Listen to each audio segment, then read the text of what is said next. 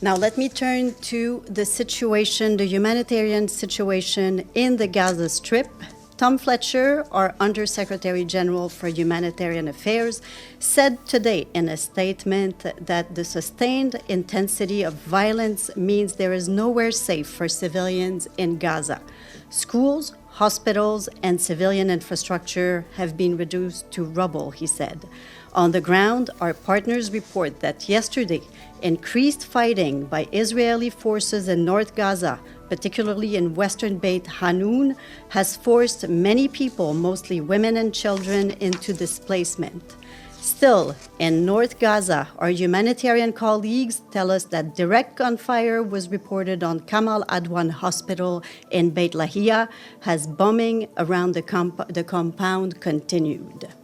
Dr. Tedros, the Director General of the World Health Organization, said that the reports of bombardment near Kamal Adwan Hospital and orders to evacuate the hospital are deeply worrisome, adding that the hospital has been in the middle of fighting for too long and the lives of patients are at risk. OCHA reiterates that civilians and civilian infrastructure, including hospitals, must be protected.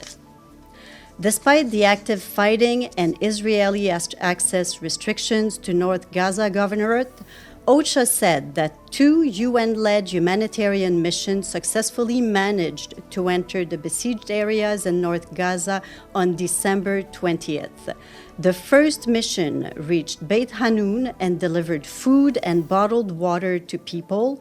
The second mission, also over the weekend, this time led by WHO, went to Kamal Adwan Hospital to deliver 5,000 liters of fuel, 100 blood units, and transferred also 8 patients and 13 companions to Al-Shifa Hospital in Gaza City.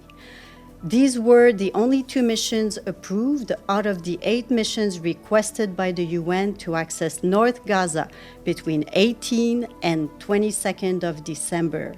During these missions, people remained in those areas, people remaining in those areas expressed fears that a heavier attack could follow the aid delivery, as had happened in previous cases. In Gaza Governorate, our humanitarian colleagues report that today, the Israeli authorities issued another evacuation order for part of Ash-Shujaiye and Tarkman neighborhoods in West Gaza, exposing civilians to further hostilities and depriving them of access to essential services. The impacted areas cover an estimated 1 square kilometer. Our partners are closely monitoring the situation in these areas, and they will provide further updates on forced displacement. For its part, the World Food Programme is telling us that on 22 December, so yesterday, a joint UN convoy of 66 trucks departed the Kerem Shalom crossing via the Philadelphia corridor to deliver food and non-food items to central Gaza. This was the first time the WFP used this route, recently approved as an alternative to the main Salah el-Din route. WFP has consistently called on all parties to ensure the safe passage of aid, as have we. It has also engaged with communities and families residing along the convoy route to secure their cooperation.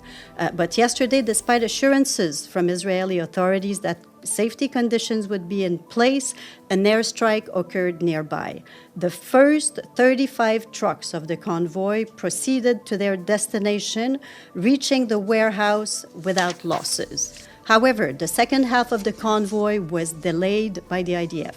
News of the convoy's movement spread, exposing them to looting along the route. Ultimately, out of the 66 trucks, only 43 successfully reached the warehouse, while the remaining 23 were lost to looting. This and all of these details, we share all of these details to showcase another example of why we continue to stress the need for the safe, unimpeded passage of assistance to reach populations that need it the most.